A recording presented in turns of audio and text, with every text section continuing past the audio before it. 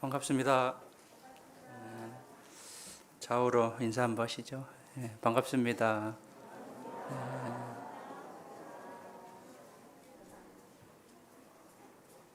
여기 앞에는 누구 많이 안 앉으셨네.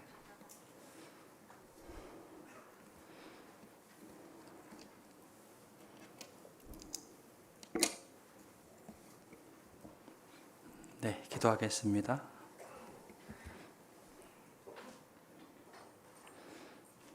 사랑이 풍성하신 살아계신 아버지 하나님, 마지막 때 저희를 구원해 주심에 참으로 감사드립니다. 마지막 때를 살아가면서 늘 깨어있는 삶을 살아가고자 합니다. 많은 것들을 우리에게 보여주고 계십니다. 자연 현상들, 정치적인 문제, 또 역병으로 인한 많은 어려움들을 인하여 하나님이 살아계시고 성경이 사실임을 깨닫게 해주심에 참으로 감사드립니다. 더욱더 우리 마음을 주장하셔서 주님 앞에 합당한 자녀가 되고 생활을 할 수 있도록 도와주시고 역사해 주시옵소서. 교회를 세워주시고 또 우리에게 많은 것들을 보여주심에 감사드립니다.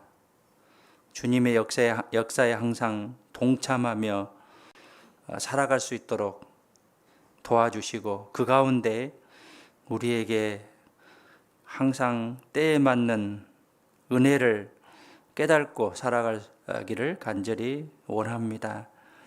교회에서 다음 주 13일부터 집회를 계획하고 있습니다. 이 집회를 통해서 많은 영혼들 기도하고 전도하는 가운데 구원의 역사가 더욱더 많이 일어날 수 있도록 도와주시고 우리를 도구로 사용해 주시옵소서. 우리에게 간절한 마음과 담대한 마음 허락해 주시옵소서. 내 입을 넓게 열라 내가 채우리라 말씀과 같이 담대하게 하나님의 말씀을 전함으로 우리를 통해서 하나님의 역사가 더욱더 많이 나타나기를 간절히 원합니다. 주님 함께 해주시고 또 역사해 주시옵소서. 오늘 주일을 맞이하여서 함께 불러 모아주심에 감사드립니다. 말씀과 교제와 봉사로서 풍성한 은혜가 있기를 간절히 원하고 다시 한번 마음을 다잡는 귀한 시간이 되기를 간절히 원합니다. 함께 해야 되나 함께 하지 못한 여러 지체들 어느 곳에 있든지 주님을 사랑하고 또 말씀과 교제를 사모하는 귀한 마음도 허락해 주시옵소서. 시종을 자비로우신 하나님의 손에 부탁드리며 저희를 사랑하시는 예수님의 이름으로 기도드렸습니다. 아멘. 다니엘서 1장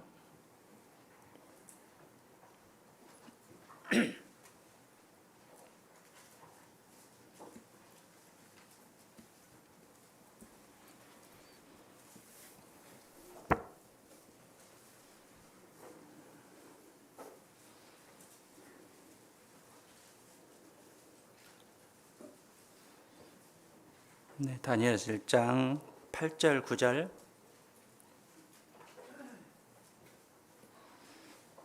천천히 함께 읽겠습니다. 다니엘은 뜻을 정하여 왕의 진미와 그의 마시는 포도주로 자기를 더럽히지 아니하리라 하고 자기를 더럽히지 않게 하기를 환관장에게 구하니 하나님이 다니엘로 환관장에게 은혜와 긍휼을 얻게 하신지라. 다니엘은 여러 가지 어려운 환경 속에서 뜻을 정했습니다. 굳은 의지를 갖고 뜻을 정했기 때문에 후에 하나님의 은혜와 또 축복을 받았고 당시에 왕들의 또 인정을 받아서 이방 나라에서 크게 쓰임을 받는 그런 선지자였는데요. 무엇보다도 우리가 마음의 결심, 뜻을 정하는 것은 참으로 중요하다라고 생각합니다. 뜻을 정하느냐 정하지 않느냐는 앞으로 과정과 결과에 많은 영향을 미치게 될 것입니다. 그래서 우리가 구원받은 사람으로서, 하나님의 자녀로서 뜻을 정하고 하나님의 말씀대로, 또 하나님의 뜻대로, 또 하나님의 기쁨과 영광을 위해서 살아가는 것이 구원받은 그리스도인의 기본 자세다라고 이제 볼 수 있습니다. 그렇기 때문에 뜻을 정하는 것은 가장 기본적인 것이기 때문에 우리가 이제 구원받았을 때도 뜻을 정했겠지만 구원받은 후에도 계속적으로 기회만 된다면 나를 성찰하고 뜻을 정하는 그런 마음들을 가져야 될 것입니다. 특별히 지금 6월 이제 첫 번째 주인데요. 5월 내지 6월 정도 되면 1월에 결심했던 그런 마음들이 많이 해이해질 수 있습니다. 그렇기 때문에 우리가 이 시기에 더 마음을 다시 한번 다잡는 그런 결심이 필요할 것 같습니다. 특별히 코로나가 이제 어느 정도 정리가 되고 지금도 없는 것은 아니지만 우리 생활이 많이 자유로워졌습니다. 특별히 마스크만 벗는다고 한다면 크게 제한을 받지 않을 것 같은데 그 모임이나 여러 가지 행동의 제한이 풀렸기 때문에 계기로 우리 마음속에 다시 한번 주님을 위해서, 신앙을 위해서 결심하는 그런 마음을 가졌으면 좋겠습니다. 6월 13일 이제 다음 주 월요일부터 대집회가 계획되어 있는데요. 교회의 한 달의 계획은 한 나라의 1년의 계획보다도 훨씬 중요합니다. 하나님의 일이고 주님의 일이고 또 우리들의 일이기 때문에 그래서 우리가 계획하고 특별히 성경 강연의 집회를 앞두고는 마음을 모아서 함께 기도하고 전도하는 가운데 뜻하지 않는 사람이 구원을 받을 수 있고 또 내가 간절히 기도하는 그런 사람들이 구원을 받을 수 있기 때문에 의인의 간구는 역사하는 힘이 많다라고 하셨는데 함께하는 그런 기도 속에서 우리를 통해서 하나님께서 큰 역사를 이루어 주실 겁니다. 그래서 마음을 모아서 기도하고 전도하는 그런 시간과 또 기간이 됐으면 좋겠습니다. 당시에 이제 바벨론 시대 때요. 당시에 바벨론은 다양한 그 민족들로 이루어진 광대한 그런 대제국을 효율적으로 관리하기 위해서 친바벨론 성향의 우수한 피정복 그 나라들의 그 나라 사람들의 지도자들이 필요했습니다. 그래서 이제 다른 나라의 그 우수한 인재들을 바벨론으로 들어오게 해서 다양한 특권을 주면서 바벨론식 교육을 시행하게 됩니다. 우리나라도 일제시대 때 우리나라의 민족 말살 정책이 있었습니다. 마치 이제 그와 같은 것인데요. 이 느부갓네살 왕이 당시 바벨론 왕 느부갓네살 왕이 이스라엘의 왕족과 귀족 중에서 그 재능이 탁월한 그런 소년들을 데려다가 바벨론 학문과 법도를 익히게 했습니다. 그리고 그 목적은 이스라엘을 잘 다스리게 하기 위해서 또 필요한 관리로 사용하기 위해서 이들을 데려오게 됩니다. 그리고 학문과 언어만 가르치는 것이 아니라 왕의 음식과 포도주까지 공급하고 그들의 사상과 신앙을 완전히 바꿔서 바벨론화 해서 이들을 잘 양성을 해서 이스라엘로 다시 보내서 지배하려는 그런 목적으로 인재들을 데리고 오게 됩니다. 그래서 이름까지 바벨론식으로 이제 고치게 되는데요. 1장 6절에 보시면은요. 그들 중에 유다 자손 자손 곧 다니엘과 하나냐와 미사엘과 아사랴가 있었더니 환관장이 그들의 이름을 고쳐 다니엘은 벨드사살이라 하고 하나냐는 사드락이라 하고 미사일은 메섹이라 하고 아사랴는 아벳느고라 하였더라. 여기서 이제 벨과 느고가 나오는데요. 벨은 바벨론 신의 이름입니다. 그리고 느고는 이방 신의 이름이죠. 그래서 다니엘을 벨드사살로 이제 바꾸었는데요. 다니엘이란 뜻은 하나님은 나의 재판관이다. 엘자가 들어가면 하나님이죠. 하나님은 나의 재판관이다라는 뜻인데 벨드사살로 바꿨는데 벨드사살의 뜻은 벨, 즉 바벨론 신의 이름인데 벨이 그대의 생명을 보호하다라는 그런 뜻입니다. 그래서 다니엘을 벨드사살이라는 이름으로 고치라고 하고 하나냐는 하나님은 은혜로우시다라는 그런 뜻입니다. 이 하나냐가 사드락, 즉 월신의 명령인데요. 사드락으로 바꾸라라고 합니다. 그리고 미사엘은 엘이 하나님이죠. 하나님 같은 사람이 누구인가라는 그런 뜻인데 메삭으로 바꾸라는데 이방신 아구와 같은 사람이 누구인가라는 그런 뜻으로 바꾸라고 합니다. 그리고 아사랴는 여호와는 나의 도움이다라는 뜻인데 아벳느고인데 이제 이름 이제 변경할 이름이 이방신 느고의 종이다라는 그런 뜻입니다. 그래서 결국은 하나님과 관계되는 그런 이름을 벨과 느고의 이름으로 바벨론식으로 이름을 바꿔서 바벨론화 하는 거죠. 이름까지도 개명을 해서 바벨론화 하려고 합니다. 그런데 이제 다니엘과 세 친구는 끝까지 믿음을 지켰죠. 그래서 그 바벨론에서 그 나라를 다스리는 유력한 이제 관리가 되고 특별히 다니엘은 총리까지 됐습니다. 이제 다니엘은 유다 지파의 왕족이었습니다. 10대 소년이었고요. 이들의 교육 기간은 3년이었습니다. 그래서 5절에 보시면 왕이 지정하여 자기의 진미와 자기의 마시는 포도주에서 그들의 날마다 쓸 것을 주어 3년을 기르게 하였으니 이는 그 후에 그들로 왕의 앞에 모셔서게 하려 함이었더라. 3년 동안 왕이 지정한 음식을 먹어야 되는데 이 음식이 대부분이 우상에게 제물로 드려진 것들이었습니다. 그래서 이 음식을 먹는다는 것은 이방의 신을 인정하는 그런 의미로 볼 수 있습니다. 그래서 다니엘과 세 친구는 8절에 뜻을 정하죠. 결심을 하게 되죠. 그래서 왕의 진미와 포도주를 먹지 않기로 결심하고 환관장에게 은혜를 구합니다.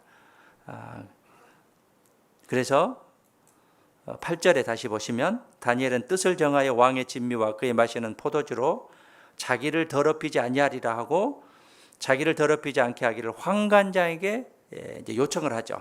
하나님이 다니엘로 환관장에게 은혜와 긍휼을 얻게 하신지라. 그래서 환관장이 은혜를 구하고 그런데 환관장은 당시에 이제 왕을 보필하는 그런 이제 내시의 장이다라고 이제 볼 수 있고요. 환관장은 이제 이것을 허락하면 자기 그 지위가 위태로울 것을 염려하게 되죠. 그래서 10절에 보시면 환관장이 다니엘에게 이르되 내가 내 주 왕을 두려워하노라. 그가 너희 먹을 것과 너희 마실 것을 지정하셨거늘 너희 얼굴이 초췌하여 동무 소년들만 못한 것을 그로 보시게 할 것이 무엇이냐.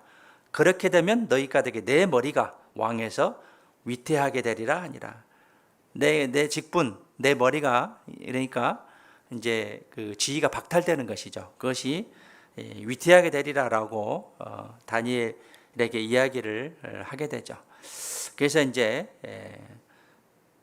다니엘이 이제 그런 이제 요구를 하게 되죠. 우리에게 12절에 보시면 열흘 동안 채식을 먹게 해서 그 상태 결과를 보게 하라라고 요청을 해서 결국은 열흘 후에 보니까 15절에 그들의 얼굴이 더욱 아름답고 살이 더욱 윤택하여 왕의 진미를 먹는 모든 소년보다 나아 보인지라.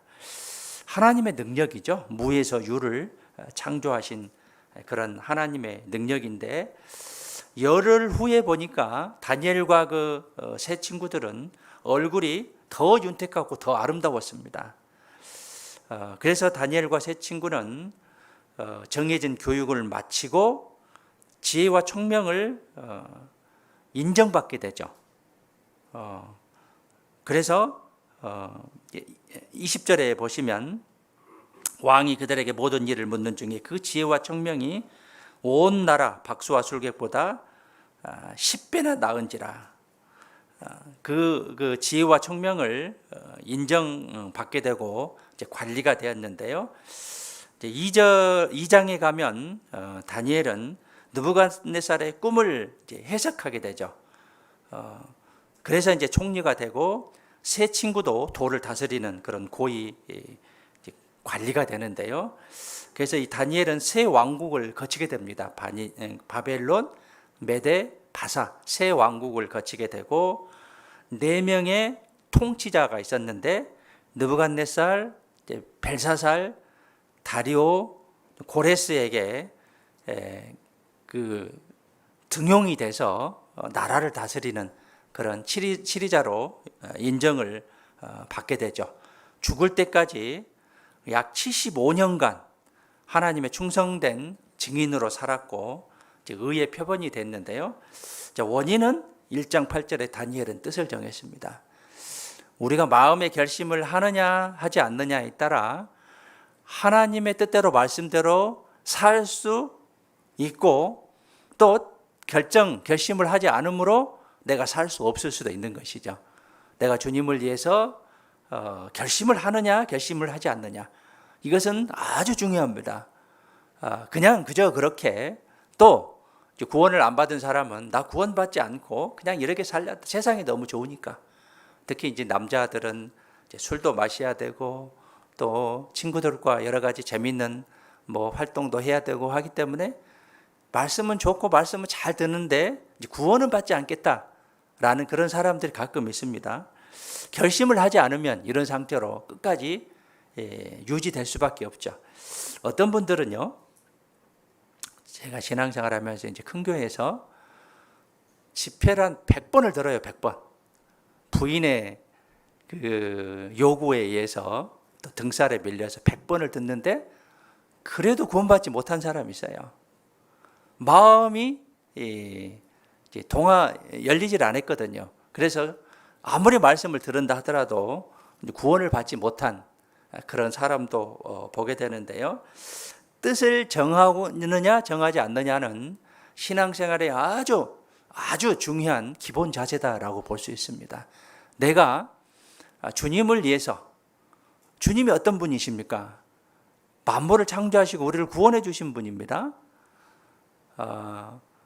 만물을 창조하신 분이 사람의 몸으로 내려오셔서 나를 위해서 십자가에 못 박혀 돌아가신 분입니다. 그 주님을 위해서 내가 몸과 마음을 바쳐서 신앙생활을 잘해야겠다는 그런 결심을 하느냐 하지 않느냐에 따라 내 신앙생활은 큰 차이가 있을 거예요.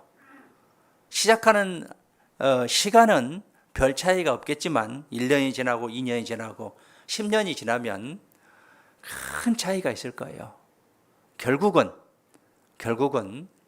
주님과 함께 동행하지 않는 삶은 무로 남습니다. 없을 무자입니다. 허무로 남습니다. 그러나 적은 소득이 의의를 겸하면 많은 소득이 불의를 겸한 것보다 낫다고 했는데, 물질도 그렇고 신앙도 그렇고 삶의 결과도 마찬가지입니다. 우리가 조금씩 변함으로 하나님께서는 나중에 결과적으로 큰 결과물을 우리에게 남겨줄 것인데 내가 결심하지 않으므로 나는 결국 주님 앞에 섰을 때 아무것도 없는 또는 주님께 가지 못하는 그런 결과가 될 수 있다는 것이죠. 1장 14절에 봐보시죠. 그가 그들의 말을 조차 열흘을 시험하더니 채식을 먹고 열흘을 시험했습니다. 그런데 15절에 열흘 후에 그들의 얼굴이 더욱 아름답고 살이 더욱 윤택하여 왕의 진미를 먹는 모든 소년보다 나아 보인지라. 왕의 진미, 정말 진수성찬이었겠죠. 그 진미를 먹는 그런 사람들보다 다니엘과 세 친구가 선택한 채식을 먹었음에도 불구하고 얼굴이 더욱 아름답고 더욱 윤택한 그런 모습이었습니다. 얼굴에 빛이 난다는 것이죠. 사람이 구원을 받으면 얼굴 표정이 달라져요. 구원을 받으면. 내 과거에 한번 그 생각을 해보세요. 구원 받기 전과 후에 내 얼굴빛이 달라졌는지 달라지지 않았는지 한번 생각해 보면 아실 거예요. 구원을 받게 되면 대부분이 그 평온한 또는 아주 밝은 그런 모습으로 변하게 되는데 구원 받기 전과 후의 모습이죠. 그런데 이제 구원받은 후에 우리 모습도 한번 생각해 볼 필요가 있습니다. 주님을 위해서 살기로 뜻을 정한 사람의 눈빛은 정하지 않는 사람과 확실히 차이가 있어요. 뜻을 정한 사람의 눈빛은 눈빛이 빛나고 얼굴의 색깔이 다릅니다. 성령 충만한 그런 마음을 가지고 살아가는 사람 얼굴에 빛이 나게 돼 있어요. 그러나 뜻을 정하지 않는 사람은 얼굴이 밝지를 못해요. 그래서 빛이 나지 않죠. 윤택하지 않습니다. 성령 충만한 삶, 뜻을 정하는 사람은 우리나라에서 유명한 압구정동 성형외과에 갈 필요가 없는 것이죠. 그냥 공짜로 버는 거예요.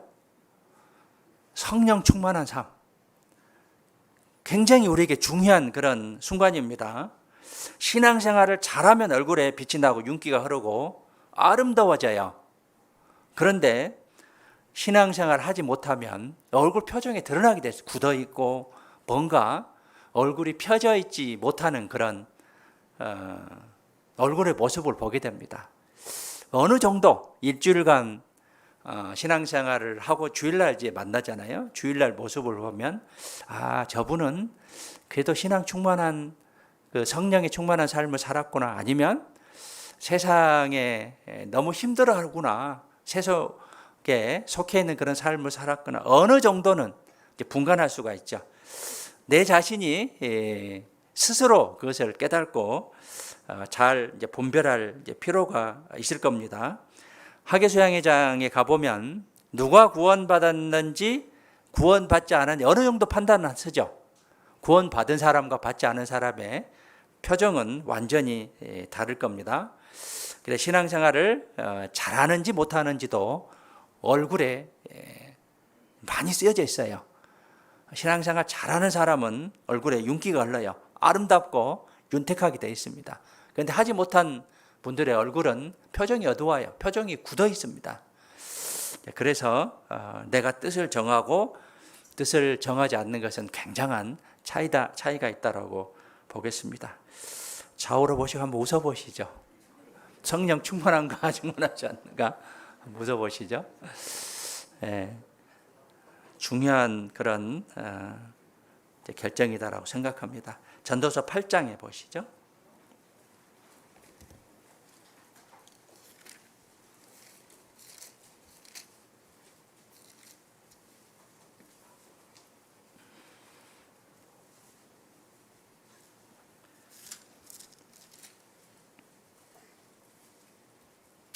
(8장) 1절입니다. 1절 함께 읽겠습니다. 지혜자와 같은 자 누구며 사리의 해석을 아는 자 누구냐? 사람의 지혜는 그 사람의 얼굴에 광채가 나게 하나니 그 얼굴에 사나운 것이 변하느니라. 구원받으면요, 사나운 것이 부드러운 모습으로 변해요. 사람의 지혜는 그 사람의 얼굴에 광채가 나게 하나니. 잠언에 보면 지혜라는 말씀이 계속 반복됩니다. 122번인가 나오는데요. 지혜가 예수님이에요, 예수님. 우리가 구원을 받게 되면 얼굴에 광채가 나게 돼 있어요. 그래서 뜻을 정하는 것은 굉장히 중요해요. 구원을 받는데 뜻을 정해야 되고요. 신앙생활을 하겠다는 그런 뜻을 정하는 결심이 필요한 거죠. 근데 내가 그 결심을 하지 않으면 얼굴에 그것이 나타날 수도 있다라고 볼 수 있습니다. 잠언 15장 13절에 보면 마음의 즐거움은 얼굴을 빛나게 하여도 마음의 근심은 심령을 상하게 하느니라 라고 하셨습니다. 그래서 내가 결심하고 결심하지 않는 것, 뜻을 정하고 정하지 않는 것은 굉장한 차이가 있다라고 볼 수 있습니다. 뜻을 정하고 사는 인생과 뜻을 정하지 않고 사는 인생은 완전히 다릅니다. 뜻을 정하면 생각이 바뀌어요. 그리고 가치관이 바뀝니다. 그리고 행동의 변화가 일어나고 삶이 바뀌죠. 제 뜻을 정해야 되죠. 뜻을 정해야 내 삶이 바뀔 수 있습니다. 생각이 바뀌면 행동이 바뀌고, 행동이 바뀌면 습관이 변하고, 또 습관이 바뀌면 성격이 바뀌고 인격이 바뀌고 또 운명이 바뀌게 돼 있어요.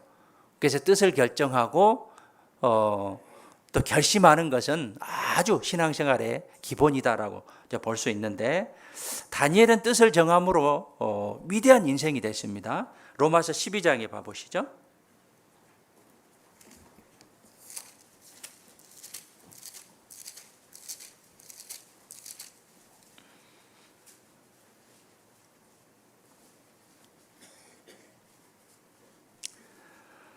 로마서 12장 2절입니다. 제가 읽겠습니다. 너희는 이 세대를 본받지 말고, 이 세대입니다. 지금 우리 세대, 음란하고 악한 세대죠. 오직 마음을 새롭게 하여 이제 무엇을 받아야 되냐면 변화를 받아야 변화. 변화를 받아야 돼요. 변화하지 않으면 성장하지 않습니다. 이 나방이나 여러 가지 이제 생물들의 탈바꿈이 있죠. 변화를 해야 성장할 수 있는 거죠. 변화를 받아 하나님의 선하시고 기뻐하시고 온전하신 뜻이 무엇인지 분별하도록 하라. 변화를 받아야 분별할 수 있는 능력이 생기는 거예요. 내가 신앙의 변화가 돼야 돼요. 구원받을 때 변화가 될 것이고요. 말씀을 들을 때 내가 결심할 때 변화가 될 수 있는 거예요. 뜻을 정해야 됩니다. 다니엘은 뜻을 정했기 때문에 위대한 인생이 됐던 거죠. 결심의 자세, 뜻을 정하는 것. 그 가운데 뜻을 정하면 변화되는 그런 삶을 살아갈 수가 있는 거죠. 변화가 되면 내 삶이 바뀌어요. 운명도 바뀌어요. 성격과 인격도 바뀝니다. 이 다니엘은 포로가 된 비참한 인생으로 끝날 수도 있었습니다. 그런데 뜻을 정했습니다. 그래서 주님께 쓰임받는 별과 같은 그런 인생이 됐던 것이죠. 만약에 뜻을 세우지 않았다면 포로 생활 속에서 한탄한 그런 삶을 살아가고 혹시 알코올 중독자가 될 수도 있고 세상 쾌락에 빠져서 인생을 마감했을 수도 있습니다. 우리도 마찬가지죠. 만약에 내가 구원받지 않았다면, 하나님을 알지 못했다면 지금 어떤 모습으로 살아갈 것인가. 어쩌면 우리가 볼 때, 또 하나님이 볼 때 비참한 그런 인생을 살아갈 수도 있을 겁니다. 하나님 보시는 입장이죠. 세상 쾌락에 빠져서 인생을 즐기면서 결국은 허무입니다. 허무. 비를 허자 없을 무자인데 비어있고 아무것도 없는 그런 인생으로 마감할 수도 있습니다. 그렇기 때문에 뜻을 정해야 되는데요. 뜻을 정했기 때문에 아브라함은 갈대아 우르는 아주 잘 사는 지역이었습니다. 갈대아 우르에서 나오기로 결심한 거죠. 뜻을 정했기 때문에. 룻은 뜻을 정했기 때문에 시어머니를 따르기로 결정을 했습니다. 뜻을 정했기 때문에. 노아는 뜻을 정했기 때문에 100년 넘게 방주를 짓기로 결정을 하게 된 거죠. 뜻을 정한 것은 아주 중요합니다. 모세는 하나님의 백성과 고난받기로 뜻을 정했기 때문에 모세의 결정이 지금까지도 성경에 기록되어 있고 우리에게 칭송을 받는 그런 믿음이 됐던 것이죠. 자, 우리에게 정말 뜻을 정하는 그런 마음의 결심이 있는 것인지, 나에게 정말 뜻을 정하는 목표가 있는 것인지, 또 그런 의지가 있는 것인지, 또 표대가 있는 것인지, 또는 비전이 있는 것인지. 영적인 비전입니다. 신앙적인 비전이에요. 꿈이 없는 사람은, 비전이 없는 사람은 술에 물 탄 듯, 물에 술 탄 듯한 그런 인생을 살아갈 수밖에 없습니다. 특히 우리나라는 빠름을 강조하죠. 빨리빨리. 빠름보다 더 중요한 것은 비읍자 하나 빼면 돼요. 발음입니다. 바른 인생이 중요해요. 발음은 중요하지 않고 빠름만 강조하는 그런 세상의 삶이죠. 특히 우리나라의 그런 삶인데, 바른 말씀 앞에서, 하나님 앞에서 우리가 바른 인생을 살아가는 것이 구원받은 우리가 가장 합당한 그런 마음이고 자세다라고 볼 수 있습니다. 뜻을 정한 사람은, 뜻을 확실히 정하고 결심한 사람은 게으르거나 나태하게 살지 않습니다. 부지런한 그런 삶을 살죠. 왜냐하면 우리에게 확실한 목표가 있기 때문에, 확실한 비전이 있기 때문에 게으르거나 나태한 그런 삶을 살지 않습니다. 빌립보서 3장에 보시죠.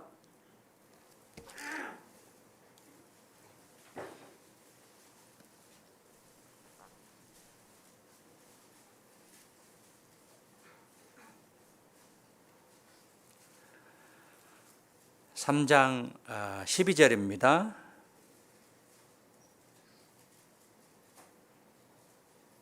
제가 읽겠습니다. 내가 이미 얻었다 함도 아니요 온전히 이루었다 함도 아니라 오직 내가 그리스도 예수께 잡힌 바 된 그것을 잡으려고 쫓아가노라.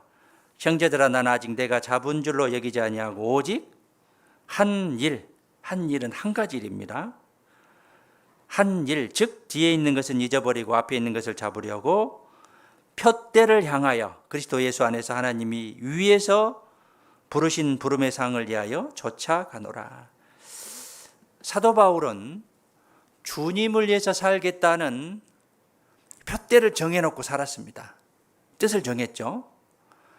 그렇기 때문에 게으르거나 나태한 삶을 살지 않았고, 어떠한 상황 속에서도 충성되게 살았습니다. 원인은 뜻을 정했기 때문에 그렇습니다. 뜻을 정한 것이 굉장히 중요해요. 여기 12절 마지막에 쫓아가노라, 14절 마지막에 쫓아가노라, 이 쫓아가노라는 뜻이 있는 힘을 다하여 뛰어간다는 뜻입니다. 전력 질주한다는 그런 뜻입니다. 푯대를 향해서, 목표를 향해서, 뜻을 정해서 전력 질주하는 것이죠. 뜻을 정했기 때문에 가능한 것이죠. 뜻을 정한 것은 정말로 중요합니다. 목표와 비전이 없는 인생은 방자하게 살아간다라고 말씀하고 계십니다. 비전이 없는 그런 사람은 고삐 불린 망아지와 같다라고 하고 본능대로 살아가는 그런 인생이 될 겁니다. 구원을 받으나 안 받으나 그것은 마찬가지고, 그러나 비전이 있는 사람은, 또 구원받은 이후에 신앙에 대한 비전, 푯대 목적이 있는 사람은 교회와 주님의 일을 뜨겁게 위해서 살아가는 것이죠. 뜨겁게 위해서 살아가는 겁니다. 잠언 29장에 보시죠.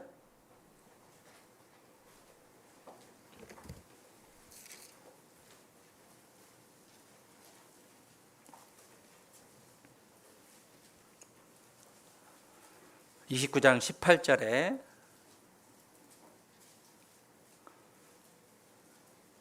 함께 읽겠습니다. 묵시가 없으면 방자의 행하거니와 율법을 지키는 자는 복이 있느니라. 다시 한번 크게 읽으시죠. 좋으시나요?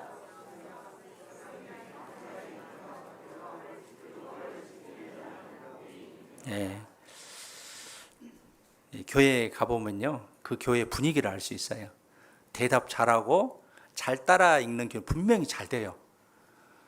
교회가 밝고 활성화가 잘 돼 있습니다. 근데 대답도 않고 읽지도 잘 않는 교회는 뭔가 모르지만 침체되어 있어요. 그래서 대답도 잘 하시고 읽는 것도 잘 하셔야 됩니다. 나를 위해서도 그렇고 우리 교회를 위해서도 하는 게 좋을 것 같습니다. 자, 묵시는 뭐냐면은요, 이제 계시나 환상 또는 비전을 가리킵니다. 그래서 영어로는 레벌레이션이고 비전이라고도 이야기합니다. 묵시, 또 계시, 환상, 또 비전이 없으면 백성이 방자에 행한다고 했는데, 방자에 행한다는 것은 무질서하다는 그런 뜻으로도 볼 수 있고, 또 다른 성경에는 멸망한다, 포로가 된다라는 그런 뜻으로 사용하기도 합니다. 그래서 계시, 비전이 없으면 백성이 무질서하게 또는 멸망하거니와 율법을 지키는 자는 복이 있다라고 했습니다. 비전이 없는 사람은 본능적인 삶, 육신적인 그런 삶이 되죠. 신앙생활도 마음이 풀어지고 제어되지 않아서 게으름으로 빠지게 되어 있습니다. 그러나 비전이 있는 사람은 열정적인 그런 삶을 살아가게 되죠. 신앙적인 비전도 마찬가지고요. 세상에서도 마찬가지죠. 비전이 있느냐 없느냐에 따라 그 사람의 사는 방향과 태도가 확실히 달라요. 어떤 분은 무엇을 하든 간에 최선을 다해서 하는데, 어떤 분은 그냥 미지근한 그런 모습을 가지고 살아가는데, 미지근해서는 어느 곳에 가서든지 결코 목표를 성취할 수 없을 것이고 달성할 수 없을 겁니다. 특별히 우리는 구원받은 우리가 미지근한 신앙, 이것은 정말 버려야 될 그런 모습이다라고 볼 수 있습니다. 신앙생활도 마찬가지로 뜨거워지고 부지런히 살아야 됩니다. 비전이 없는 사람은 마음이 풀어지고 제어되지 않아서 게으름에 빠지는 잠자는 그런 신앙생활을 할 수밖에 없을 겁니다. 그리고 결국은 우리가 주님 앞에 설 것인데, 부끄러운 그런 삶으로 인해서 책망받는 우리의 삶이 될 것인데요. 잠언 19장 15절에 보면 게으름이 사람으로 깊이 잠들게 하나니 해태한 사람은 줄일 것이니라. 게으른 사람은 잠을 자기를 좋아하죠. 서 있는 사람은 앉아 있기를 좋아하고, 앉아 있는 사람은 또 누워 있기를 좋아하고, 누워 있으면 자기를 좋아하는 것이죠. 에베소서 2장에 보면 에베소 교회가 요한계시록 2장에 보면 에베소 교회가 나오는데요. 이 에베소 교회는 첫사랑을 잃어버려서 책망을 받았습니다. 그런데 한 가지 잘한 일은 있어요. 게으르지 않는 교회였습니다. 게으르지 않는 교회였습니다. 우리가 표대를 가지고 충성되게 살아야 됩니다. 만약 우리가 비전도 없이 게으르게 살아간다면 주님은 괴로워하실 거예요. 게으르게, 비전도 없이 게으르게 살아간다면, 목표가 없고 표대가 없다고 한다면 주님은 괴로워하실 거예요. 우리 교회도 마찬가지예요. 목적이 없고 비전이 없고 표대가 없다고 한다면 주님은 괴로워하실 겁니다. 아이들 키우면서도 그러죠. 목적을 갖고 열심히 공부를 한다든가 무엇을 열심히 하면 부모 입장에서 참으로 기특합니다. 그런데 아무 목적 없이 게으른 그런 삶을 보면 부모 입장에서 괴롭고 한심스럽죠. 그래서 우리에게 반드시 꿈과 비전이 필요합니다. 여기 묵시는 또 드림으로, 꿈으로도 해석하기도 합니다. 그래서 비전, 계시, 묵시, 꿈 이런 것으로도 해석하기도 하는데요. 비전이 있는 사람 부지런하고 정말 충성된 또 힘찬 그런 삶을 살아갈 수 있다라고 볼 수 있죠. 잠언 25장에 봐보시죠. 앞으로 넘어가서요.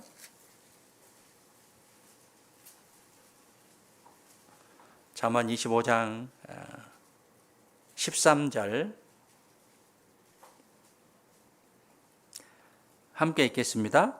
충성된 사자는 그를 보낸 이에게 마치 추수하는 날에 얼음 냉수 같아서 능히 그 주인의 마음을 시원케 하느니라.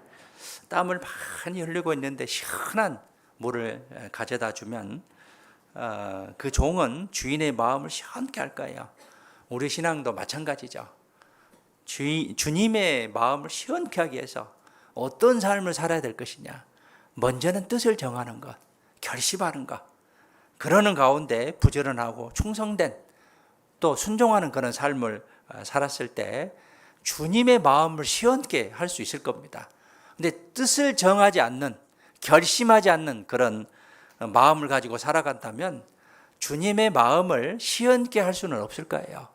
그저 그런 신앙으로 미지근한 그런 신앙이 될 수밖에 없을 겁니다. 뜻을 정한 사람은 환난이 있다든가 또 고난이 있다든가 억울함이 있다든가 핍박이 있다 하더라도 그것을 잘 견디며 살아갈 수 있어요. 그래서 뜻을 정하는 것과 정하지 않는 것은 굉장히 많은 차이가 있다고 볼 수 있죠. 창세기에 보면 요셉이 나오죠. 요셉은 형들이 요셉을 꿈꾸는 자가 오는도다라고 이야기를 하면서 또 조롱을 하죠. 그런데 요셉은 비전이 있었기 때문에 많은 환난과 억울함과 핍박이 있었지만 그것을 잘 견뎌냈죠. 형들에게 버림을 받아서 노예가 됐고 보디발의 아내 때문에 억울하게 옥살이를 하게 됐음에도 불구하고 이것을 잘 견뎌내서 또 하나님께 또 애굽의 총리가 되는 쓰임받는 그런 인물이었다라고 이제 볼 수 있습니다. 많은 종류의 화살을 받았지만 꿈이 있었기 때문에 실족하지 않고 잘 견뎌냈어요. 형들의 미움의 화살, 또 보디발의 아내의 유혹의 화살, 또 감옥에서 고난의 화살 이런 것들이 있었지만 잘 견뎌냈죠. 꿈이 있는 사람은 여러 가지 어려움이 있지만 이것을 잘 견뎌낼 수 있는 힘을 가지고 있습니다. 다윗도 마찬가지죠. 하나님을 찬양하는 그런 삶을 살아야겠다고 마음의 결심을 했습니다.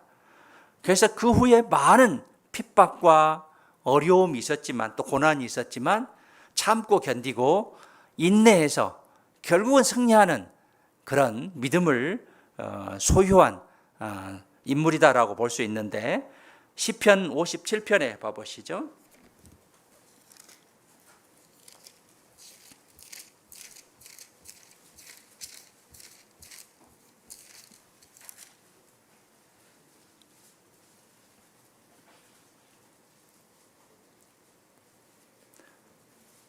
시편 57편 7절입니다. 함께 읽겠습니다. 하나님이여 내 마음이 확정되었고 내 마음이 확정되었사오니 내가 노래하고 내가 찬송하리이다. 마음을 확실히 정해야 돼요. 뜻을 정해야 됩니다. 뜻을 정했을 때 하나님을 찬송할 수 있어요. 하나님을 찬양하고 찬송하기로 결정을 하게 되면 또 내 마음의 뜻이 정해졌기 때문에 하나님께 많은 은혜 받는 것을 깨달을 수가 있는 것이죠.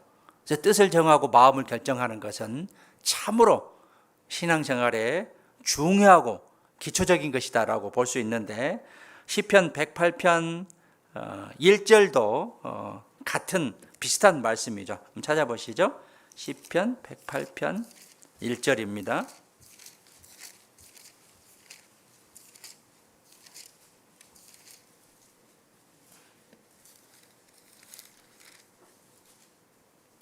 함께 읽으시죠. 하나님이여 내 마음을 정하였사오니 내가 노래하며 내 심령으로 찬양하리로다. 내 마음을 정했습니다. 뜻을 정했습니다. 하나님을 섬기기로 정했습니다. 그래서 하나님을 찬양하고 또 하나님께 은혜를 받은 것을 깨닫고 또 감사하는 그런 삶을 살아갈 수 있었던 것이죠. 자, 노아는 창세기 6장에 나오는 노아는 주님의 뜻을 따라 방주를 지키로 결심을 했습니다. 뜻을 정했습니다. 그래서 약 100년 정도 방주를 짓고 있는 동안 비 한 방울 내리지 않았습니다. 많은 사람들의 핍박과 멸시를 조롱을 받았지만 뜻을 세웠기 때문에, 뜻을 정했기 때문에 비방을 참고 끝까지 인내해서 방주를 완성하고 목숨을 구했던 것이죠. 뜻을 세운 사람은 환난과 핍박에서 견디는 힘을 주님께서 주십니다. 다니엘은 뜻을 정하여, 다니엘은 뜻을 정했습니다. 우리도 뜻을 정해야 돼요. 결심해야 돼요. 주님을 위해서 열심히 살아야겠다는 거. 혹시 여기에 구원의 확신이 없으신 분이 있다고 한다면 구원을 받아야겠다는, 구원의 확신이 있어야겠다는 뜻을 정해야 돼요. 먼저 마음이 먼저죠. 뜻을 정해야 돼요. 구원과 또 신앙에 대한 결심. 그 후에 하나님께서는 우리에게 많은 것들을 베풀어 주십니다. 뜻을 세운 사람은 환난과 핍박에서 견디는 힘을 주님께서 주십니다. 자, 비전은 이제 한글로 뜻하면 이제 미래에 대한 계획, 미래상이다라고 이제 해석할 수 있는데, 비전은 미래를 보는 것입니다. 미래를 보는 거예요. 그래서 헬렌 켈러 아시죠? 이 헬렌 켈러는 시력은 있지만 비전이 없는 사람은 진정으로 불행한 사람이다. 시력은 있지만 비전이 없는 사람은 진정으로 불행한 사람이다라고 이야기를 했고, 또 진정한 맹인이다라고 이야기를 했습니다. 정말 세상에서도 그렇고 우리 그리스도인에게 비전이 있느냐 없느냐라는 것은 굉장히 중요하고요. 목표를 가지고 살아가느냐 살아가지 않는 것은 굉장히 많은 결과의 차이가 있을 겁니다. 우리에게는 목표가 필요해요. 표대가 필요하고 비전이 분명히 필요합니다. 영적인 비전을 가진 사람만이 고난 앞에서 인내할 수 있어요. 잘 참아낼 수 있습니다. 이겨낼 수 있습니다. 비전은 방향을 설정하는 겁니다. 인생의 방향을 결정하게 만듭니다. 비전을 상실한 그런 사람의 특징은 조급함이 있어요. 왜냐하면 비전이 없고 상실했기 때문에. 아브라함은 조급했기 때문에 이스마엘을 낳았습니다. 인내하고 기다렸기 때문에 이삭이 태어났습니다. 조급할 때와 인내하고 기다릴 때는 정반대의 결과물을 낳게 됩니다. 인내할 때 인내하지 않으면, 잘 들어보세요. 인내할 때 인내하지 않으면 나중에 더 많이 인내해야 되는 대가를 치르게 됩니다. 인내할 때 인내할 줄 알아야 되는데 인내하지 않으면 나중에 더 많이 인내해야 되는 그런 대가를 치를 수 있습니다. 그렇기 때문에 우리가 인내할 때 인내해야 되는 것이죠. 아브라함은 초급에서 이스마엘을 낳습니다. 이스마엘 때문에 죄를 그 대가를 너무나 많게 크게 치르게 되게 됩니다. 그래서 인내할 때 인내할 줄 알아야 되고요. 다니엘은 왕에게 쓰임 받는 것보다 주님께 쓰임 받는 쪽으로 뜻을 정하고 비전을 가진 거예요. 세상에서 쓰임 받는 것에 뜻을 정한 게 아니라 주님께 쓰임 받는 쪽으로 뜻을 정하고 비전을 가졌습니다. 그리고 결국은 인생도 풀리고 하나님께 쓰임도 받고 그 나라에서도 인정받는 치리자가 됐던 것이죠. 그렇다면 나는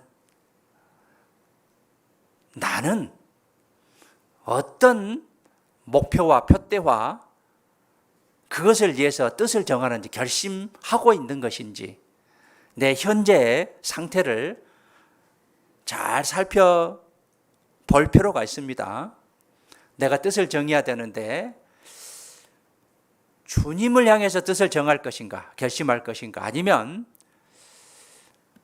세상에 어떤 목표를 향해서 뜻을 정할 것인가, 아니면 또 반반의 모습을 가지고 뜻을 정할 것인지 결과는 완전한 차이가 있을 겁니다. 주님을 위한 뜻의 결정은 하나님께서 반드시 책임을 져주실 겁니다. 그러나 세상을 위한 결심은 아무것도 없는 허무의 상태로 남아가게 될 것입니다. 다니엘은 뜻을 정한 후에 많은 고난을 경험하게 되죠. 고난을 통해서 다니엘의 신앙은 어떤 상태로 변화되냐면 더 강한 신앙의 상태로 변화되고 있습니다. 더 강건하게 되고 주님을 의지하는 쪽으로 뿌리를 내리게 됩니다. 철이 철을 날카롭게 하죠. 다이아몬드가 다이아몬드를 아름답게 깎을 수 있습니다. 주님은 우리에게 여러 가지 고난과 어려운 환경을 허락하셔요. 자, 말씀을 잘 듣는데 그 적용을 잘 하셔야 됩니다. 잘 적용을 하셔야 되는데 우리에게 어려운 환경 여러 가지 내가 견딜 수 없는 그런 상태에 도달하게 하십니다. 그 이유가 뭘까요? 나의 모진 부분을 깎아내기 위해서.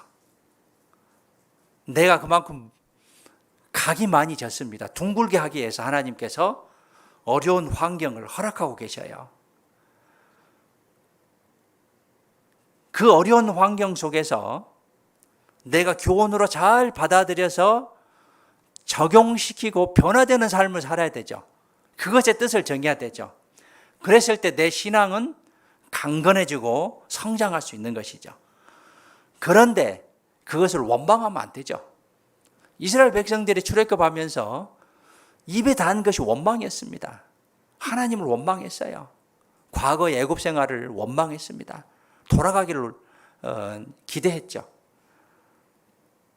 우리가 어려운 환경 속에서 그것을 잘 교훈으로 받아들여서 내 것으로 잘 받아들여야 됩니다.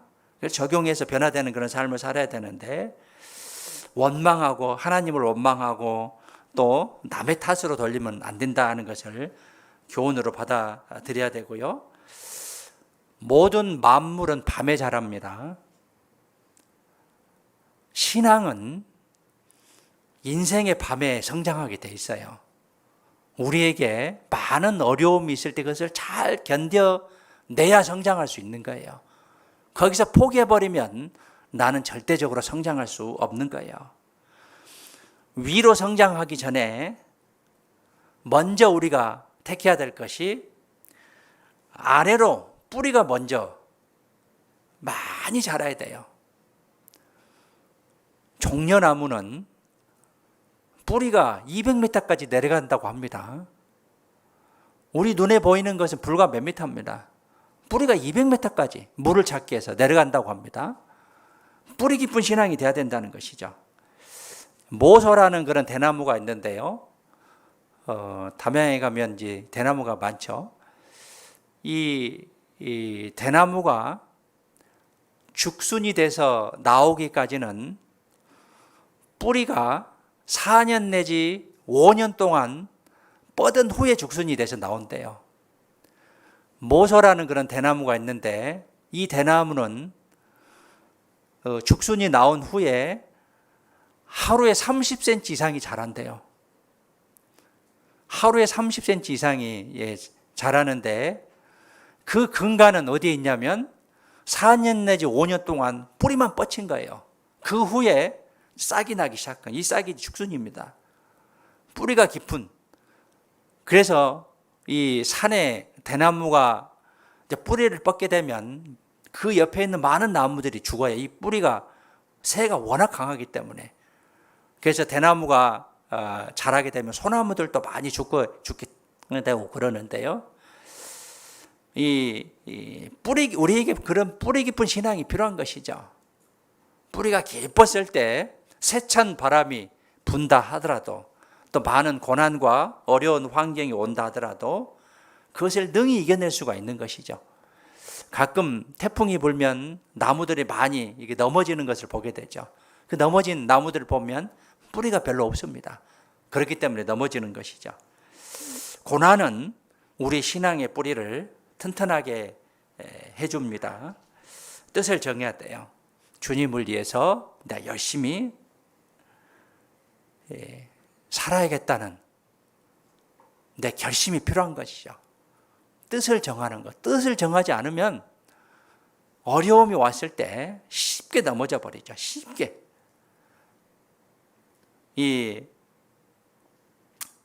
어떤 사람이요. 그냥 예화입니다. 가게에 들어서 빵과 우유를 달라고 했어요. 빵이 없는데요. 주인이 그랬어요. 그럼 빵과 커피 주세요. 커피. 빵이 다 떨어졌어요. 이 사람이 알았어요. 그러면 빵만 주세요. 어리석은 그런 질문이잖아요. 근데 이 사람의 우리가 본받을 것이 뭐냐면 줄기차게 빵을 요구했다는 거예요. 줄기차게 빵을 먹고 싶다는 거죠. 우리도 신앙에 있어서 어떤 신앙생활에 쉬운 그런 그 삶이 어디가 있습니까? 어려움이 반드시 있거든요. 그러면 그것의 뿌리, 그것의 줄기가 무엇이냐? 그리고 내가 가고 있는 그런 방향이 어디냐? 현재 위치가 내가 어디에 서 있느냐? 이것이 아주 중요한 거거든요. 내가 지금 어디로 가고 있는 것인지, 내가 구원받은 후에 정말 잘 살아가고 있는 것인지, 구원받은 그런 보답하는 그런 삶을 살아가고 있는 것인지, 내 삶의 줄기 방향이 어디냐 하는 것을 항상 깨달아야 된다는 거죠.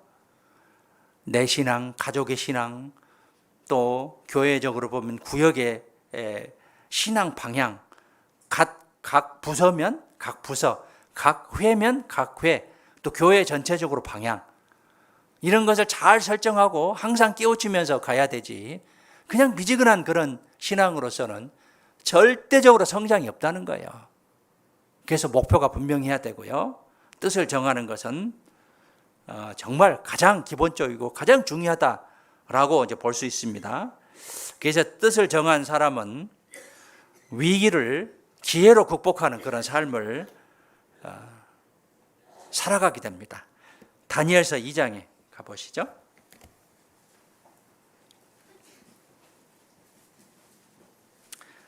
다니엘서 2장은 느부갓네살 왕이 꿈을 꾸었습니다.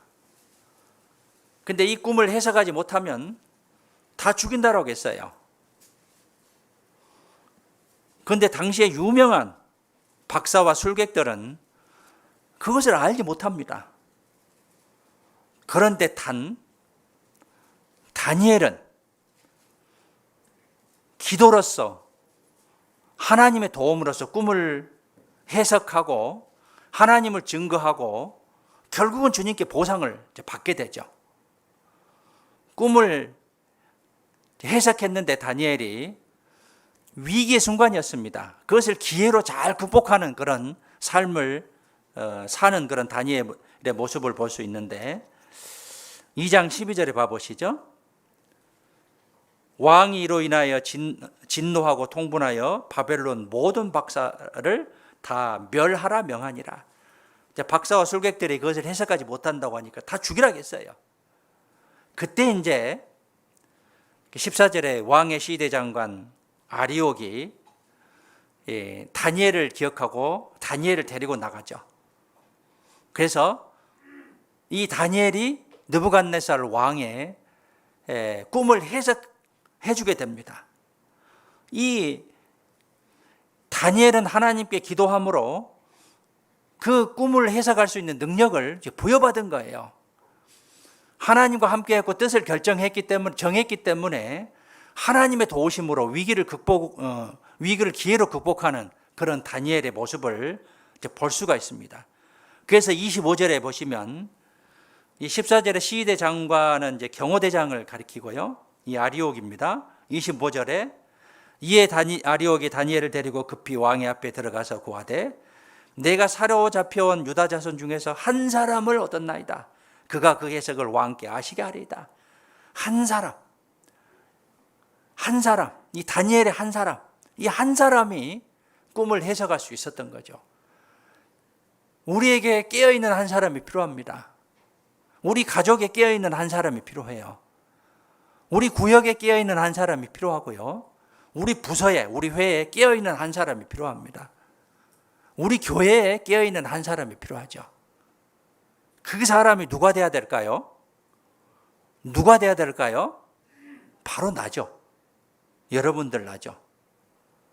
그래서 16절에 보시면 다니엘에 들어가서 왕께 구하기를 기한하여 주시면 왕에게 그 해석을 보여드리겠다 하니라. 그래서 기도로서 위기를 극복하는 그런 다니엘의 모습. 그리고 19절에 보시면 위기를 극복하자 주님을 찬양하는 그런 다니엘의 모습을 이제 볼 수 있는데 이에 은밀한 것이 밤의 이상으로 다니엘에게 나타나 보이매 다니엘이 하늘에 계신 하나님을 찬송하니라. 다니엘이 말하여 가로되 영원 무궁히 하나님의 이름을 찬송할 것은 지혜와 권능이 그에게 있음이로다. 위기를 극복하자 하나님을 찬양하는 것을 잊지 않았습니다. 그래서 모든 것이 하나님의 은혜입니다. 우리의 삶 가운데 어려움이 있지만 하나님이 반드시 도와주신다라고 약속하셨습니다. 그때 우리가 해야 될 것이 찬양하는 것입니다. 그리고 하나님을 증거하고 또 하나님을 찬양하는 그런 다니엘의 모습입니다. 그래서 우리가 위기를 만나면 주님께 기도해서 그 기도로서 답을 얻음으로 우리에게 하나님께서 그 해답을 주실 겁니다. 2장 48절에 보시죠. 그래서 결국은 왕이 48절에 이에 다니엘을 높여 귀한 선물을 많이 주며 세워 바벨론 온 도를 다스리게 하며 또 바벨론 모든 박사의 어른을 삼았으며 왕이 또 다니엘의 청구대로 사드락과 메삭과 아벳느고를 세워 바벨론 도의 일을 다스리게 하였고 다니엘은 왕궁에 있었더라. 위기를 믿음으로 극복함으로 영육간의 은총을 주시는 그런 모습을 다니엘의 믿음, 뜻을 정한 후에 그런 과정들을 통해서 우리가 교훈을 받아볼 수 있습니다. 그리고 이제 3장으로 가면 이제 두 번째 사례가 나오는데 금신상에 절을 하지 않으면 이제 뜨거운 풀무불에 집어 넣겠다라고 그러게 이제 명령이 떨어지게 됩니다. 그런데 이 다니엘의 세 친구는 금신상에게 절을 하지 않아요. 믿음의 행동으로 극복을 하게 됩니다. 주님을 오히려 증거하게 되죠. 그리고 결국은 보상을 받게 되는데 3장 17절에 봐보시죠.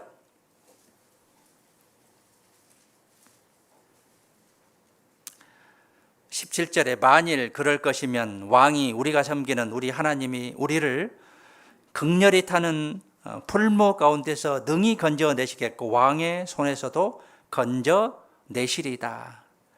우리를 던진다 하더라도 그 풀무에서 우리를 건져내실 것이다 라는 그런 믿음이 있었어요. 뜻을 정했기 때문에. 그런데 18절에 중요한 말씀이 있죠. 중요한 말씀이 있죠. 첫 구절에 뭐라고 써졌죠? 그리 아니하실지라도, 하나님이 당장에 나에게 답을 안 주신다 하더라도, 그리 아니하실지라도 왕이여 우리가 왕의 신들을 섬기지도 아니하고 왕에서 오신 금 신상에게 절하지도 아니할 줄을 아옵소서. 그리 아니하실지라도 우리는 절하지 않겠다라고 굳게 맹세를 하게 됩니다. 우리가 그런 믿음의 소유자가 되기를 원하는 그런 마음입니다. 다니엘과 다니엘의 세 친구의 절대적인 믿음이죠. 순교자적인 그런 믿음이죠. 우리에게 이런 믿음이 필요한 거예요. 주님에게 절대적인 믿음, 죽으면 죽으리라는 순교자적인 그런 믿음, 이것이 필요한 것이죠. 이런 믿음이 있어야 위기를 극복할 수 있습니다. 위기를 극복하는 과정 속에서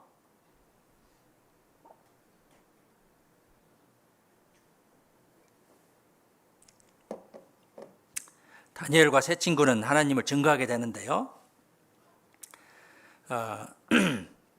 위기를 만났을 때 우리가 정말 먼저 뜻을 정하고 기도하는 그런 결단, 그런 가운데 주님을 증거했을 때 주님께 영광을 받는다는 그런 교훈을 얻을 수가 있는데요.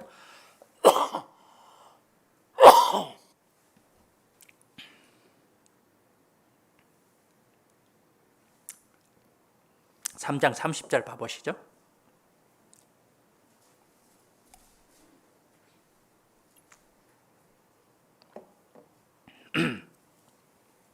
함께 읽으시죠. 왕이 드디어 사드락과 메삭과 아벳느고를 바벨론 도에서 더욱 높이니라. 자, 위기를 잘 극복했기 때문에 주님께서 은총을 주셨습니다.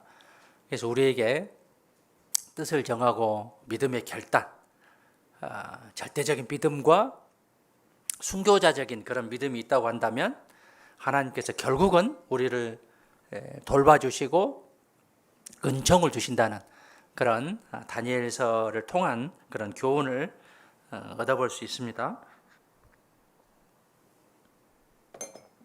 우리에게 위기가 반드시 찾아올 겁니다. 위기가 반드시 찾아올 거예요. 그런데 그 위기에 우리가 무릎을 꿇어서는 안 되죠. 져서는 안 되죠. 오히려 기회라고 이제 생각을 하고 이걸 잘 극복하면 하나님께서 더 큰 은혜와 은총을 반드시 주실 겁니다. 별은 낮에는 보이지 않지만 밤에는 빛납니다. 이것을 한자로 야심성유희라고 하는데요. 별은 낮에는 보이지 않아요. 밤에는 빛납니다. 그리스도인은 위기 때 빛나야 돼요. 위기 때 빛나게 하는 그런 사람이 돼야 돼요.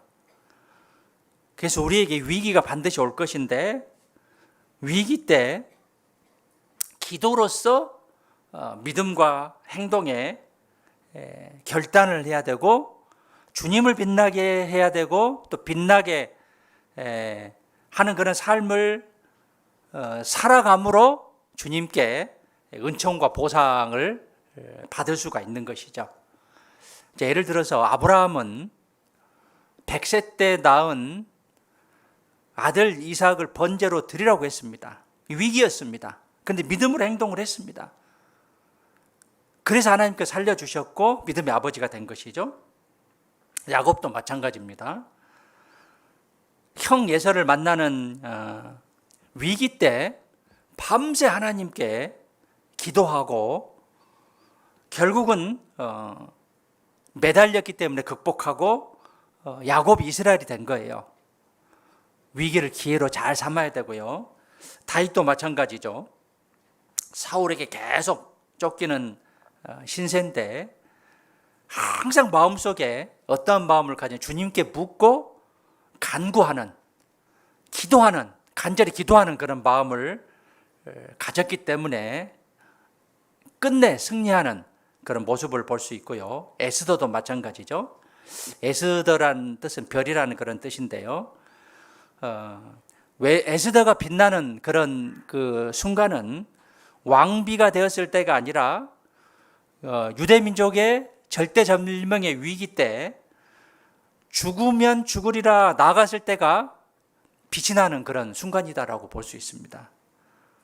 그래서 우리가 위기가 찾아오면 기회라고 생각하고 잘 이겼을 때 주님의 빛을 잘 나타내 볼 수 있다라고 이제 볼 수 있습니다. 자, 뜻을 정한 사람은 또 하나 우리가 교훈을 얻어야 될 것이, 그 책에 이런 책이 있어요. 99세를 살아보니 이제 김영석 교수가 쓴 책에 보면 인생의 황금기는 70대다라고 그렇게 기록이 되어 있습니다. 여러분들 아직 황금기가 아직 안 온 거예요. 70대가 황금기다라고 이야기를 하고 있습니다. 뜻을 정한 사람의 나이는 숫자에 불과하다. 왜냐하면 모세는 80세 나이에 주님의 부르심에 순종해서 민족을 구원하는 대역사의 인생을 던졌습니다. 80세 때요. 그 후에 누구보다도 뜨거운 열정으로 40년을 청년처럼 살았습니다. 모세가 그러게 힘있게 충성있게 살 수 있는 비결은 뭐냐? 확실한 결심과 비전과 꿈과 뜻이 있었습니다. 표대가 있었어요. 모세는 꿈을 이루기 위해서 왕궁의 편안한 그런 삶보다 광야에서 고난받는 그런 삶을 택했습니다. 애굽의 보화보다 주님이 주시는 그런 상을 더 크게 생각했던 것이죠. 히브리서 11장에 보시죠.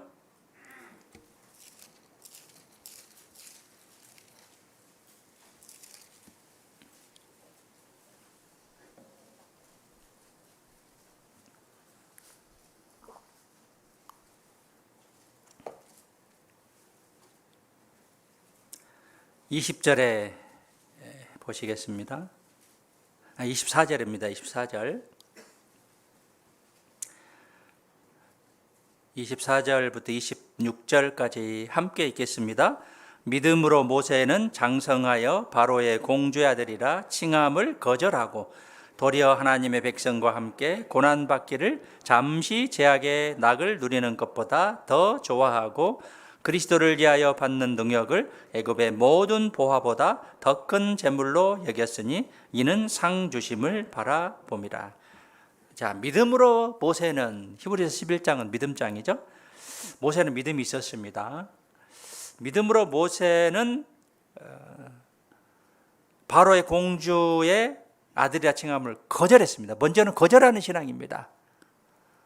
세상의 낙설, 명예와 지위를 거절하는 그런 믿음이 있었고요. 두 번째는 도리어 하나님의 백성과 함께 고난받기를 잠시 제약의 낙을 누리는 것보다 더 좋아했어요. 하나님의 백성과 함께 고난받기를 더 좋아하는 신앙입니다. 모세의 신앙입니다. 거절하고 하나님 백성과 함께 고난받기를 더 좋아하는 신앙이고, 이제 세 번째는 뭐냐면 그리스도를 위하여 받는 능력을 애굽의 모든 보화보다 더 큰 재물로 여겼으니 이는 상주심을 바라보는 신앙입니다. 상주심을 바라보는 신앙이죠. 그래서 그리스도를 위해서 받는 능력, 이것은 우리에게 상이다, 상급이다라는 그런 믿음이 있었기 때문에 이러한 믿음을 가지고 더 큰 상을 바라보는 모세의 모습을 통해서 뜻을 정하면 이러한 삶을 살아갈 수 있다, 힘있게 충성되게 살아갈 수 있는 그러한 모습을 볼 수 있다. 또 뜻을 정한 사람은 나이에 상관없다. 나이는 숫자에 불과하다라는 그런 삶을 살아간다는 것을 우리는 교훈으로 얻어볼 수 있습니다. 꿈은 어린 사람만 꾸는 게 아닙니다. 성인도 노인도 하나님 앞에서 우리가 꿈이 있어야 돼요. 비전이 있어야 돼요. 세상 사람들은 직장에서 은퇴하면 이제 목표가 없어져서 허무하게 살다가 어떤 사람은 자살까지도 하는 사람이 있다고 합니다. 그러나 구원받은 사람은 아무리 나이가 들어도 뜨거운 꿈이 있어요. 꿈이 없으면 나태한 게으른 삶이 될 수밖에 없습니다. 그래서 우리에게 꿈과 비전과 뜻을 정하는 것이 필요하고요. 학생들에게도 마찬가지고 청년들에게도 마찬가지입니다. 꿈이 있어야 돼요. 뜻을 정해야 돼요. 우리가 살아가는데 내가 주님을 어떻게 하면 기쁘게 할 것인가? 내가 어떤 대학을 선택하고 어떤 직장을 선택할 것인가? 어떤 학과를 선택할 것인가? 라는 비전을 가지게끔 부모들이 그것을 안내를 해줘야 되는 거죠. 만들어줘야 된다는 것이죠. 꿈과 비전을 위해서 신앙적인 기준에서 항상 바라봐야 되고요. 성인도 마찬가지, 성인이 돼서도 내가 주님을 위해서 어떻게 살 것인가 분명한 목표가 있어야 됩니다. 분명한 목표가 있어야 돼요. 교회도 마찬가지예요. 가정도 마찬가지고 각 구역도 마찬가지예요. 그래서 우리에게 하루하루가 주어진 것이 참으로 감사해야 되죠. 왜냐하면 하루의 시작이 있기 때문에 또 그 다음날 또 시작이 있고 한 주의 시작이 있고 한 달의 시작이 있고 1년의 시작이 있고 목표가 있어야 돼요. 오늘은 무엇을 해야겠다. 이달에는 무엇을 해야겠다. 1년의 목표는 무엇인가. 이 목표가 있어야 그 목표를 달성하기 위해서 우리가 열심히 살아갈 수 있는 것이죠.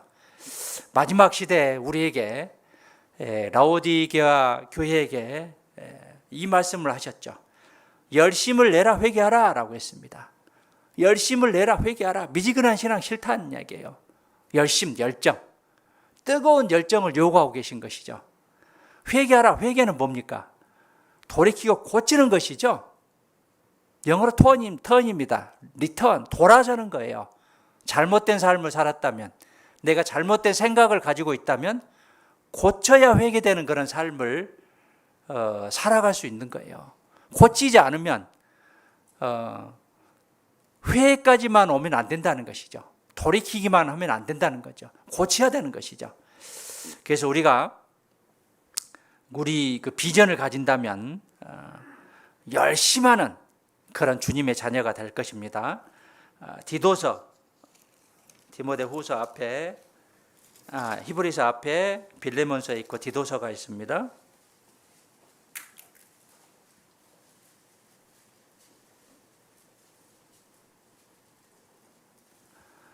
2장 14절입니다. 2장 14절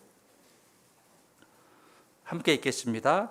그가 우리를 대신하여 자신을 주심은 모든 불법에서 우리를 구속하시고 우리를 깨끗하게 하사 선한 일에 열심하는 친백성이 되게 하려 하심이니라. 우리를 구원해 주신 목적에 대해서 기록하고 있죠. 우리를 대신하여 자신을 주신 모든 불법에서 우리를 구속하시고 우리를 깨끗하게 하사. 구원해 주셨는데 우리에게 바라는 것이 뭐냐면 선한 일에 열심하는, 선한 일에 열심이죠. 열심하는 친백성이 되게 하려 하심이라. 이것이 하나님에게 우리에게 바라는 그런 모습입니다. 우리의 열심은 많은 사람들에게 유익이 됩니다.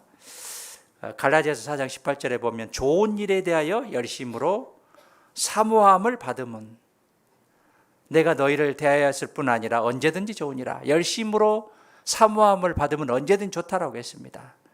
우리가 열심하고 열정적으로 살아가는 그런 모습이 많은 사람을 격동시킵니다. 그래서 고린도후서 9장에 보면 마게도니아 성도들이 그 많은 사람들을 격동시켰느니라 그랬죠. 열정 이런 모습이 많은 사람을 격동시켰다라고 기록하고 있는데 열심 열정은 파급 효과가 있습니다. 불은 다른 곳에 이제 번지는 그런 특성이 있죠. 교회적으로도 보면 한 구역에 열심히 하면 다른 구역에다 그 파급 효과가 있습니다.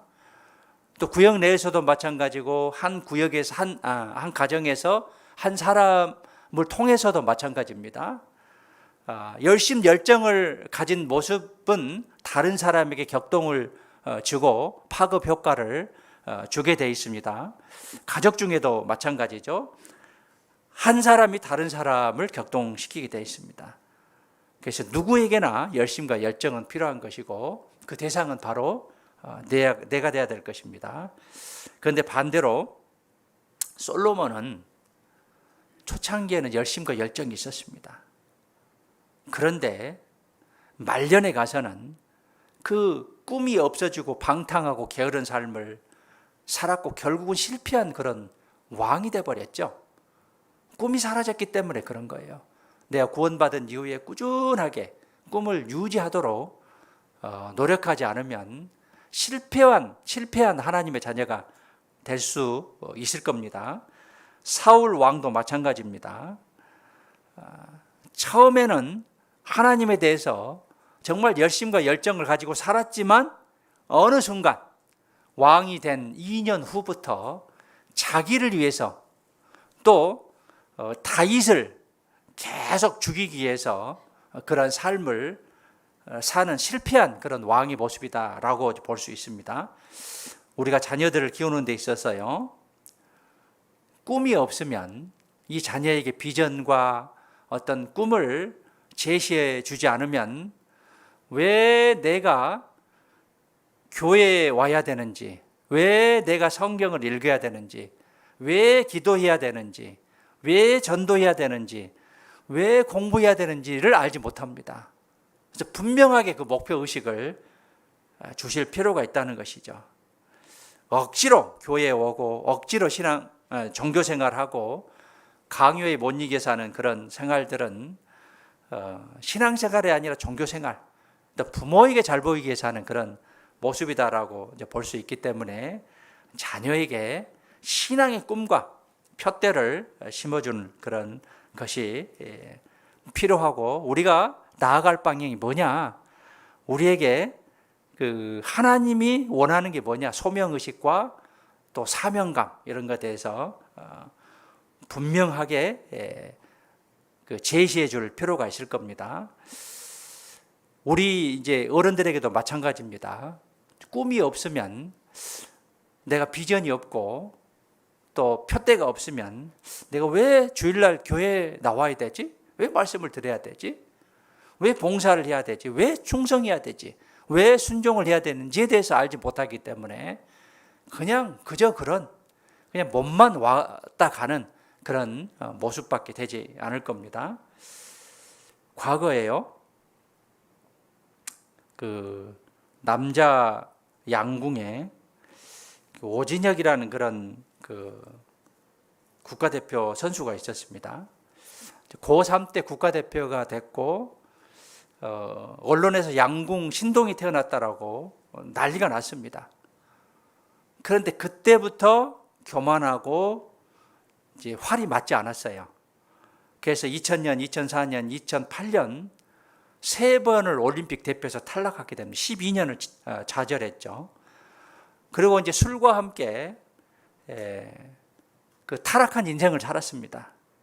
그러다가 이제 독한 마음을 품고 비전을 품은 거죠. 그래서 2009년에 대표팀에 발탁이 되고 세계 신기록을 수립하게 됩니다. 그리고 32살에 늦은 나이에 2012년 올림픽 때 금메달을 수상하게 됩니다.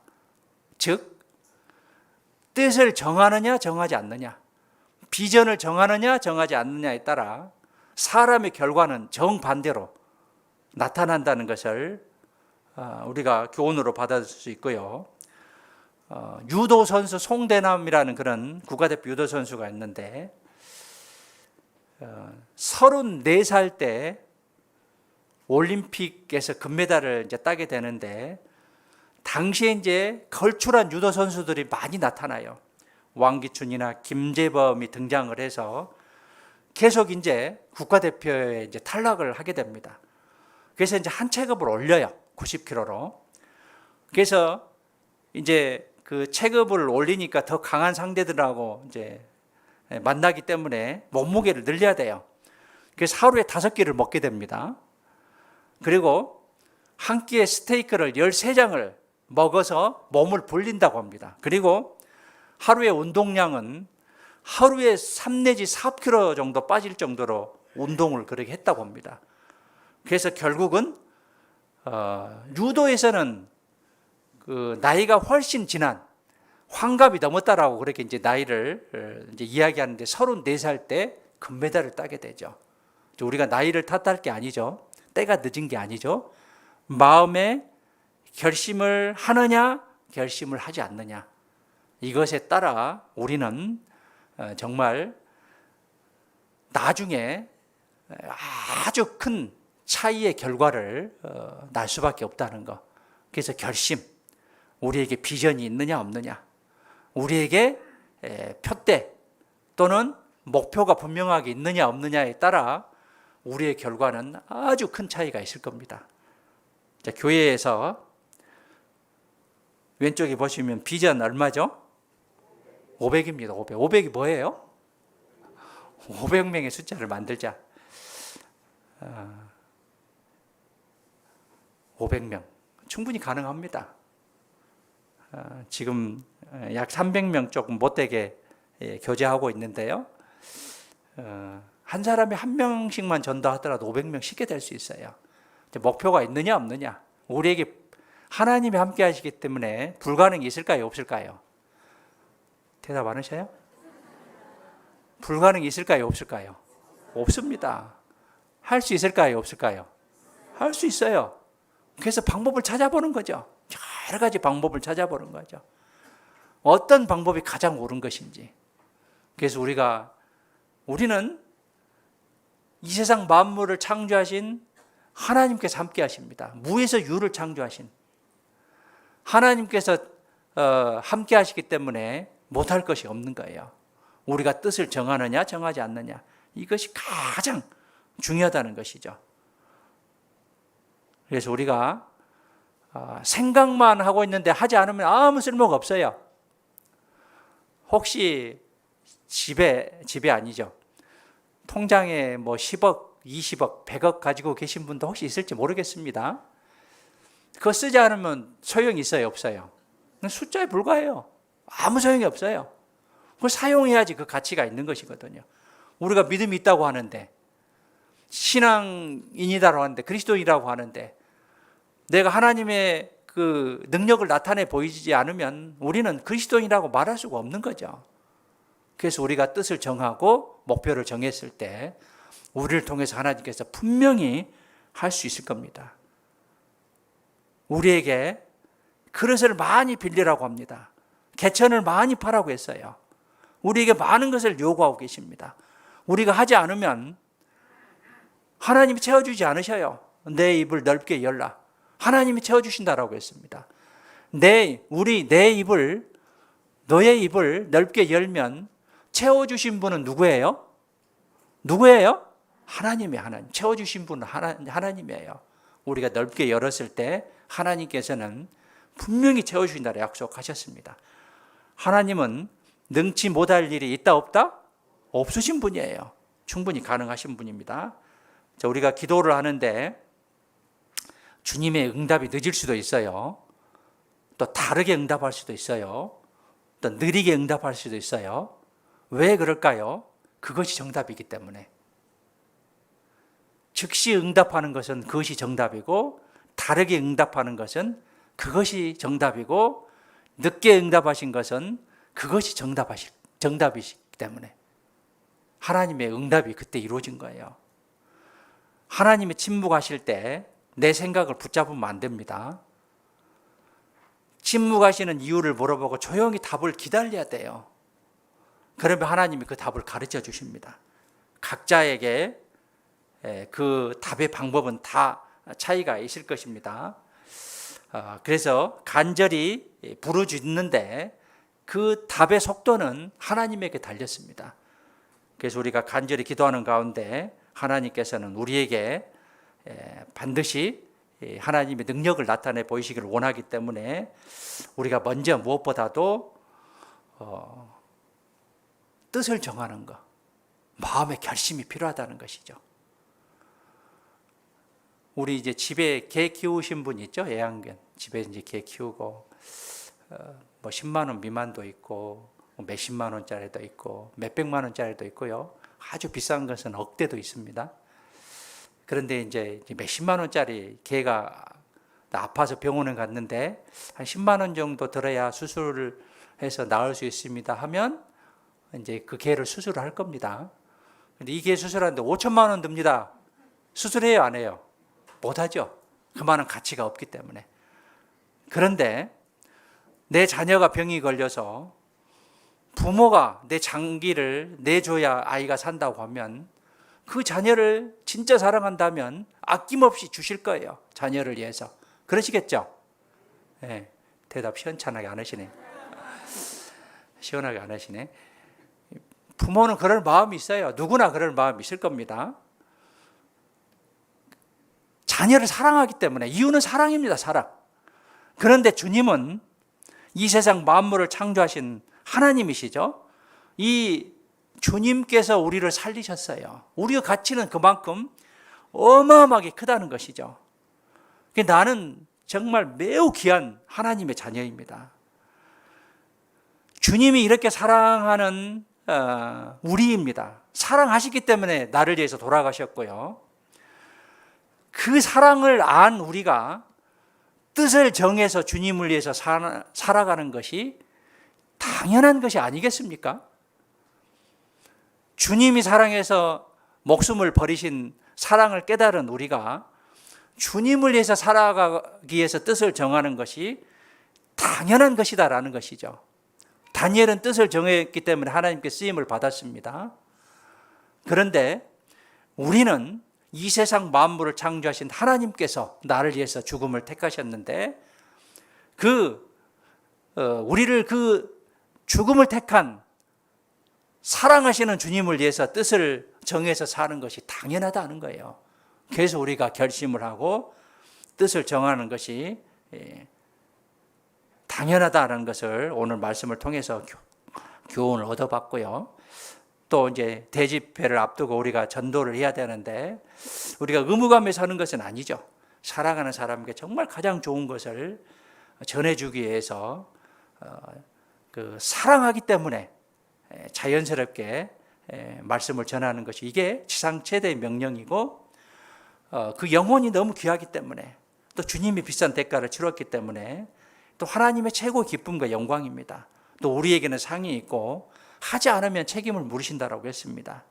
그래서 진심으로 영혼을 사랑하는 그런 마음 그리고 담대하게 간절함으로 하나님의 말씀을 전해야겠고요. 그런다면 하나님께서 우리를 통해서 정말 큰 역사, 능력을 또 나타내 보실 겁니다. 다니엘서 1장 가시죠.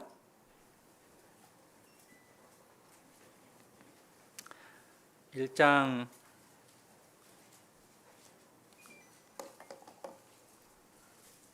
8절입니다. 8절, 9절 함께 읽겠습니다. 다니엘은 뜻을 정하여 왕의 진미와 그의 마시는 포도주로 자기를 더럽히지 아니하리라 하고 자기를 더럽히지 않게 하기를 환관장에게 구하니 하나님이 다니엘로 환관장에게 은혜와 긍휼을 얻게 하신지라. 다니엘은 뜻을 정했습니다. 그리고 2장 25절에 보면 한 사람을 얻었나이다. 이 한 사람 정말 깨어있는 그 한 사람이 내가 돼야 되고요. 정말 내가 하나님께 향하는 신앙적인 뜻을 정하는 결심의 자세가 있었을 때 하나님께서는 반드시 우리를 통해서 하나님의 능력을 나타내 보이시기 때문에 우리가 뜻을 정하고 다시 한번 심기일전해서 주님을 위해서 살아가는 그런 마음의 결심이 있었으면 좋겠습니다. 다음 달에 또 학예수양회가 시작되는데요. 한 사람도 빠짐없이 주님의 일에 동참하기를 원하고요. 또 나만 참여할 것이 아니라 주위에 이뤄진 영혼들 함께 간절히 참여하는 그런 마음으로 지금부터 준비했으면 좋겠습니다. 기도하겠습니다. 사랑이 풍성하신 살아계신 아버지 하나님, 참으로 감사드립니다. 이 세상에 많은 사람들이 있지만 저희를 먼저 사랑해 주셔서 구원받게 해주시고 또 귀한 하나님의 자녀로 삼게 해주심에 참으로 감사드립니다. 구원받은 이후에 하나님께 감사하며 보답하는 마음으로 살아왔습니다. 하지만 때로는 주님과 멀어질 때도 있습니다. 항상 우리가 회개하고 열심을 내는 삶을 살아갈 수 있도록 도와주시고 무엇보다도 다니엘과 같이 뜻을 정하여 주님을 위해서 절대적으로 순종하는 또 충성하는 마음을 가지고 살아갈 수 있도록 도와주시고 우리를 도구로 사용해 주시옵소서. 우리를 통해서 더욱더 많은 영혼들 구원받을 수 있도록 주님 사용해 주시옵소서. 다음 주부터 있을 대집회에 많은 영혼들 전도하고 구원의 열매가 맺기를 간절히 원합니다. 또 7월 15일부터 있을 학예 수양에 많은 영혼들 기도하고 전도하고자 합니다. 우리를 통해서 많은 역사가 나타날 수 있도록 도와주시옵소서. 오늘도 함께해 주신 하나님께 감사드립니다. 이후의 모든 시간